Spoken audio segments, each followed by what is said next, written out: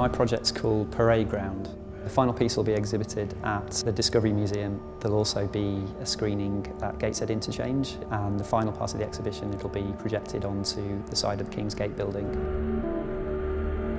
It's using as a starting point the idea of regimental photographs, the kind of souvenir photographs that were taken of regiments before they went to war.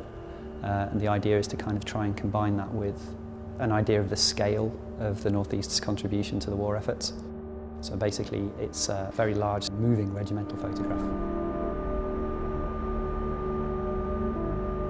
There seems to be an interesting space between the very large scale kind of statistics that you hear about the First World War and the very sort of small stories of people's lives. So I wanted to make something that would kind of connect the two.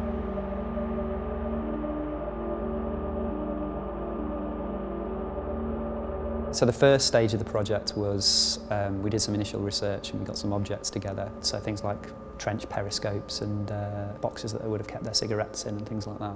Soldiers' personal equipment, and then we worked with a group of young people to make a load of costumes and props that they could use to then put themselves in the position of new recruits in the First World War. Been working with 4 young guys who are all coming up to the age where they would have been recruited in World War I. So it was quite interesting to try and make that connection with them. It was really interesting seeing the young people sort of start to connect with the objects that we were working with and start to relate them to how they live and the things that they carry around with them. So the final step was to put those individual videos together into a sort of absolutely enormous montage using 3D Studio Max, where each individual figure was replicated thousands and thousands of times with slight variation to sort of build up this enormous crowd of people.